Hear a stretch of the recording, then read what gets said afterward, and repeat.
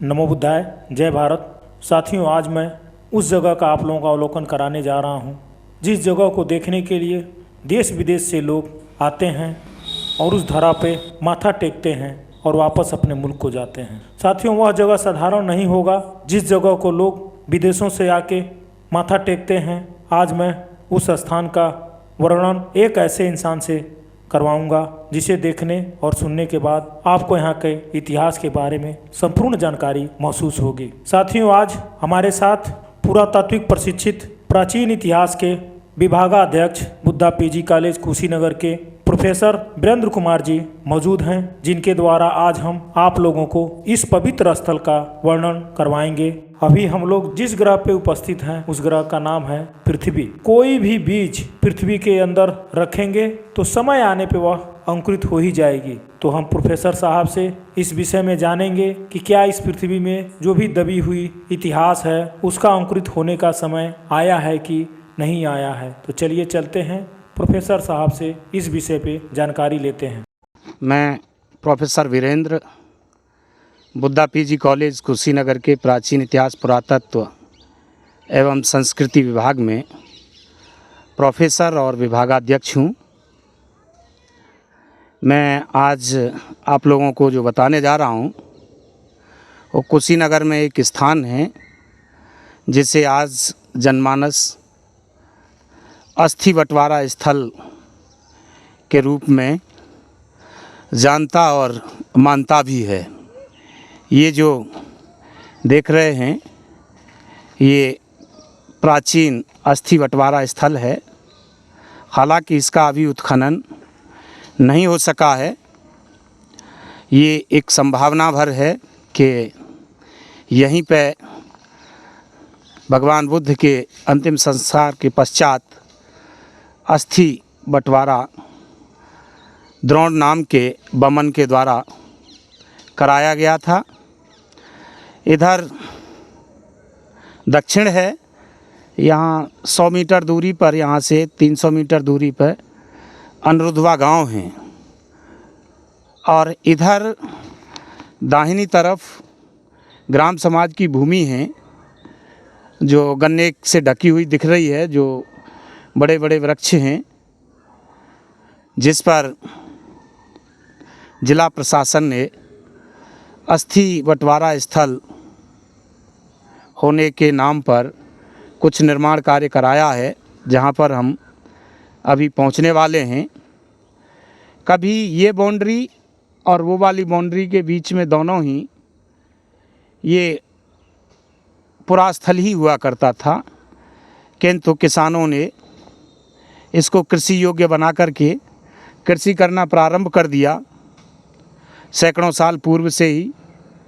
लेकिन जब 1861 में कनिंघम आए थे तो उस समय ये पूरा एक ही टीला था, किंतु आवश्यकता है ज़मीन की कृषि योग्य, तो इसको कृषि योग्य बना के किसान जोत रहे हैं और वो हो सकता है उनके नाम पे भी दर्ज है। ये बरसात का जब सीज़न समाप्त होता है तो पुरातत्व विभाग अपनी ओर से प्रत्येक पुरास्थल, प्रत्येक पुरा स्मारक उनकी साफ़ सफाई करवाता है। तो उस क्रम में ये पुरातत्व विभाग के कर्मचारी हैं, साफ़ सफाई कर रहे हैं।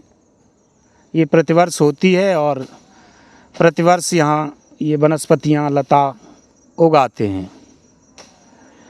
तो 1861 में यहाँ से 1 किलोमीटर दूर महापरिनिर्वाण मंदिर है।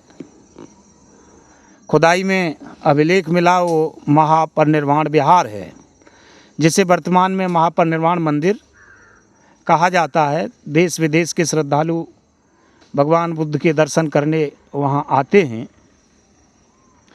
वहाँ पर युगल 2 वृक्ष थे जो कि साल के थे। उन दोनों के मध्य भगवान बुद्ध का आसन लगाया गया, सैया आसन, जिस पर अनुमति के पश्चात, सबको आश्वासन देने के पश्चात भगवान ने महापरिनिर्वाण को प्राप्त किया। ये समूचा क्षेत्र 64 एकड़ में हुआ करता था। 1876-77 में जब कार्लाइल महोदय ने यहाँ का उत्खनन कराया और इस क्षेत्र का विलेज टू विलेज सर्वे किया, तो उसमें पाया कि समूचे कुशीनगर के मल्ल गणराज्य की जो राजधानी कुशीनारा था, तो कुशीनारा नगर एक रक्षा प्राचीर से रक्षित हुआ करता था, जो 1877 तक 64 एकड़ बताया था। और वो जो रक्षा प्राचीर थी वो लकड़ी की बनी हुई थी, और वो लकड़ी साखू अर्थात साल की थी। 1876-77 और उसके पश्चात जो खुदाइयाँ हुई, उस क्रम में जगह जगह ट्रायल ट्रेंच लगाई गईं। तो उसकी सीमा ये विष्णुपुरा गांव है यहाँ से 2 किलोमीटर, वहाँ फिर एक गांव उससे लगा हुआ सुखारी छपरा है उसके पास, और इधर ये गांव अनिरुद्धवा है। और इधर देखेंगे पूरब की तरफ में तो हिरण्यवती नदी है, जहाँ पर भगवान बुद्ध का अंतिम संस्कार किया गया था मुकुटवंदन चैत्य पर। वर्तमान में उसे रामाभार स्तूप कहा जाने लगा है। तो इस समस्त क्षेत्र में प्राचीन कुशीनारा बसा हुआ था। मल्लों का संस्थागार अर्थात संसद यहाँ से ठीक 200 मीटर दक्षिण में जो अनिरुद्धवा गांव है, जिसका नाम भिक्षु अनिरुद्ध के नाम पर अनिरुद्धवा पड़ा हुआ है। आज की सरकारों को मैं परामर्श देना चाहूँगा, यदि उचित लगता है तो, इस गांव का नाम, क्योंकि अब नगर परिषद में आ चुका है ये गांव, तो इस का नाम अनिरुद्धवा ना हो करके इसका नाम अनिरुद्ध नगर हो तो ज़्यादा उचित रहेगा, क्योंकि भिक्षु अनिरुद्ध के नाम पर नगर परिषद में उसका नामकरण, इस वार्ड का नामकरण अनिरुद्ध नगर हो तो ज़्यादा उचित होगा। क्योंकि अभी तक अस्थि बंटवारे स्थल का उत्खनन नहीं हुआ है। ये संभावना है कि यहीं पर भगवान बुद्ध के अस्थियों का बंटवारा हुआ था।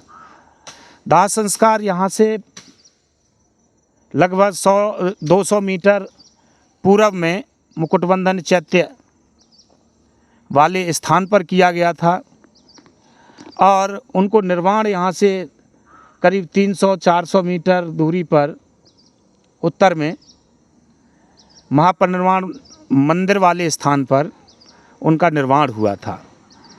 उन दोनों के मध्य में ये अस्थि बंटवारा स्थल है, जहाँ पर 7 अन्य राजाओं के प्रतिनिधि आए हुए थे। स्वयं राजा अजातशत्रु मगध सम्राट पधारे थे, और उन 8 लोगों में 8 राजाओं के मध्य में भगवान बुद्ध के अस्थि अवशेषों को यहीं रख के वितरित किया गया था। यहाँ से अपने अपने अस्थि कलशों को सम्मानित करके, मानित करके, अपने सिर पर धारण करके अपनी अपनी राजधानियों के लिए यहाँ से लोग लेके गए थे। ये वही पवित्र स्थल है जहाँ हम खड़े हैं। अभी भी ये उत्खनन की प्रतीक्षा में हैं। इस स्थान का अभी विधिवत पुरातात्विक उत्खनन नहीं हुआ है। जब तक इसका उत्खनन होगा तब तक इसका बहुत सारा क्षरण हो चुका होगा और हो चुका है। बधाई का पात्र है पुरातत्व विभाग, जिसने इसकी चारदीवारी करा दी है, अन्यथा ये भी कृषि योग्य भूमि में तब्दील हो चुका होता। तो हम पुरातत्व विभाग को इस कार्य हेतु धन्यवाद देते हैं, और अभी भी इनके कर्मचारी का नाम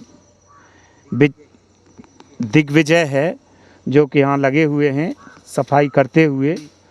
प्रतिवर्ष बरसात के बाद स्मारकों का केमिकल ट्रीटमेंट देता है पुरातत्व विभाग, उनकी साफ़ सफाई करवाता है, उनका क्षरण ना हो इसके लिए रोकथाम करवाता है। लेकिन फिर भी स्थानीय जनता का सहयोग होना चाहिए। उतना सहयोग पुरातत्व विभाग को मिल नहीं पाता है। ये जहाँ भी नीला बोर्ड हो उससे ये समझ लिया जाता है कि ये संरक्षित स्थल है, इसके 100 मीटर के अंदर तो कोई निर्माण हो ही नहीं सकता। भगवान बुद्ध के अस्थि अवशेषों को इसी स्थान पर 8 भागों में वितरित किया गया था और यहाँ से तत्कालीन नगरों के लिए, प्रसिद्ध नगरों के लिए मार्ग हुआ करता था।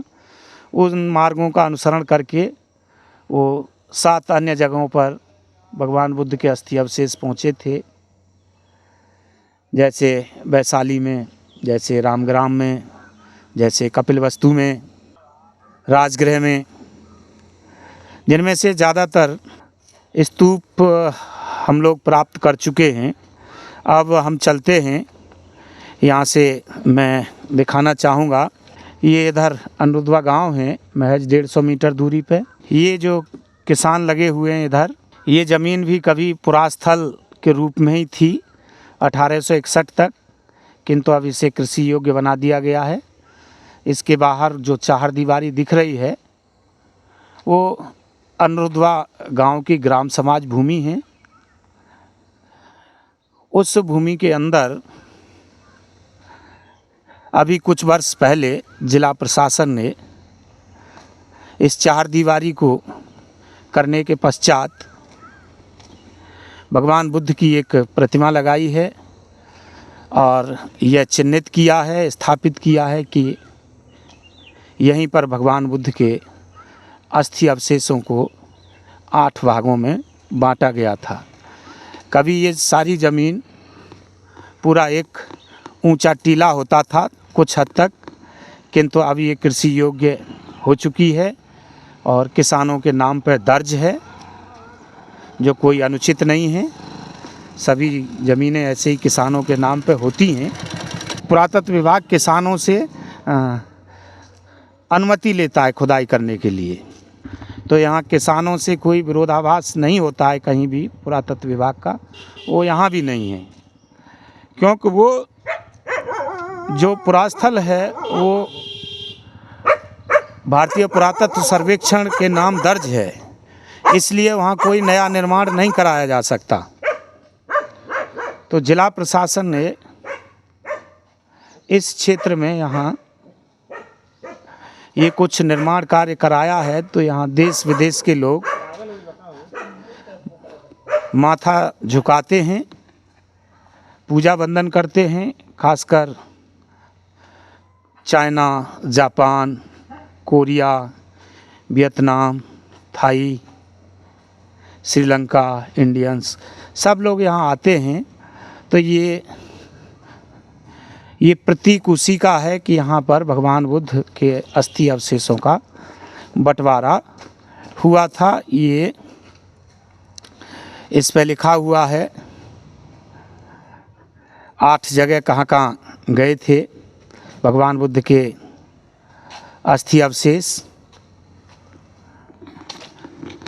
ये 8 भाग में बटा था। एक कुआं है और भगवान बुद्ध की एक प्रतिमा है। ये परिसर नवीन ही हैं, किंतु ये पुरास्थल के ऊपर है, इसके नीचे पुरावशेष छुपे हुए हैं। और ये मल्लों की जो राजधानी थी उसके उत्तर में है और यहाँ से बमुश्किल 300 मीटर दूरी पर अनुरुद्धवा गांव है, जो कि पूरा का पूरा मल्ल गणराज्य की राजधानी के ऊपर बसा हुआ है। जब भी गांव वाले कोई निर्माण कार्य हेतु नींव खोदते हैं तो उसमें मल्ल गणराज्य की राजधानी कुशीनारा के अवशेष निकलने लगते हैं, किंतु वो इसे इसलिए नहीं बताते हैं कि पता चल जाएगा तो निर्माण पर रोक लग सकती है। और रही बात भगवान बुद्ध के निर्माण के पश्चात बनाए गए स्तूप की, तो वो राजधानी के बाहर बना था। और उनके महापरिनिर्वाण स्थल की बात करें तो वो भी राजधानी के उत्तर में बाहर ही था। और वो मल्ल राजाओं का राजकीय उद्यान था। उस राजकीय उद्यान में भगवान बुद्ध ने निर्वाण को प्राप्त किया था। और तत्पश्चात भगवान बुद्ध के शरीर को मानित करने के बाद, पूजित करने के बाद, सुगंधियों के साथ में वहाँ से ला कर के राजधानी में घुमा कर के आज भी खासकर पश्चिमी उत्तर प्रदेश और हरियाणा में हम देखते हैं कि जब कोई 100 साल का बुजुर्ग मृत्यु को प्राप्त होता है तो उसकी मृतदेह को पूरे गांव में गाजे बाजे के साथ घुमाया जाता है। गांव के स्त्री पुरुष मृत शरीर को छूते हैं, उसकी चरण वंदना करते हैं और अंतिम विदाई देते हैं। तो ये वही परंपरा है जो मल्लों ने भगवान बुद्ध को अपनी राजधानी में उनके मृत शरीर को घुमाया था, मानित किया था, सम्मानित किया था। तो वो परंपराएं आज भी किसी न किसी रूप में हमारे देश में विद्यमान हैं। तो ऐसा ही ये अस्थि बंटवारा स्थल है जो इतिहास के अंधेरे में छुप चुका था, किंतु इतिहासकारों के, पुरातत्वविदों के, समाज सेवियों के, पत्रकारों के सद प्रयासों से ये स्थान चिन्हित किए गए हैं। तो इनके और अधिक रखरखाव और अधिक विकास की आवश्यकता है। ये यहाँ पर प्राचीन कुआं हैं। इसी से ये ज्ञात होता है कि यहाँ प्राचीन निर्माण था जो कि किसानों ने समतल कर दिया। यहाँ भगवान बुद्ध के अनुयायियों में 18वीं शताब्दी तक, 19वीं शताब्दी तक एक नेपाल में बसने वाली थारू जनजाति हुआ करती थी। वो एक तरीके से यायावर जनजाति थी। तो वो यहाँ आकर के जगह जगह रुकती थी। तो 19वीं शताब्दी तक, 18वीं शताब्दी तक इस कुएं का इस्तेमाल उन लोगों के द्वारा होता रहा। किंतु बाद में चल कर के इस संपूर्ण क्षेत्र के विषय में ऐसी अवधारणा बन गई, क्योंकि यहाँ किसी राजा का इकलौता पुत्र था और वो मृत्यु को प्राप्त हुआ, जिसकी मृत आत्मा इस परिक्षेत्र में घूमती रहती हैं, इसलिए ये अपवित्र है। 1861 में इस क्षेत्र में कोई प्रवेश करना भी पसंद नहीं करता था। यदि अनजाने में कोई प्रवेश करता था तो वो अपने को अपवित्र महसूस करता था और वो स्नान करता था अपने घर जाके। किंतु थारू बुद्ध परंपरा को कुछ हद तक मानते थे। उन्हें इस बात से कोई परहेज नहीं था। वो इस कुएं का तब भी प्रयोग करते थे और ऐसे स्थानों पर वो निवास भी करते थे। ऐसे स्थान आपको इस क्षेत्र में गोरखपुर में भी, बस्ती में भी, कुशीनगर में भी सब जगह मिलेंगे। ये बांस और बड़े दरख्तों का संकुल दिख रहा है इधर। ये थाई मंदिर की बाउंड्री है, जो ये भी नवीन है, 10-20 साल पहले ही बना है। किंतु इसकी विशेषता है कि एक WS पेपे हुआ करते थे, जो ब्रिटिश काल में एक जमींदार थे, जिनको काला नमक बहुत पसंद आया और उसे देश विदेश भेजना पसंद करते थे निर्यात के क्रम में। तो उन्होंने तत्कालीन गोरखपुर ज़िला, वर्तमान में महाराजगंज ज़िला में जो जगह है पिपरहवा, वहाँ समतलीकरण कराया तो उसमें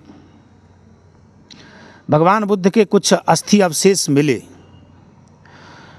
जब वो अस्थि अवशेष मिले थे उस समय बौद्ध धर्म को भारत में कोई जान नहीं रहा था, कोई दावेदार नहीं था उन अस्थि अवशेषों का। इसलिए अंग्रेज़ों ने थाईलैंड के उपासकों को उन अवशेषों को दे दिया। और जब ये थाई मंदिर यहाँ बन के तैयार हो गया कुशीनगर में, तो थाईलैंड से वो कुछ वर्ष पहले यहाँ वो भगवान बुद्ध की रिलिक लाई गई है।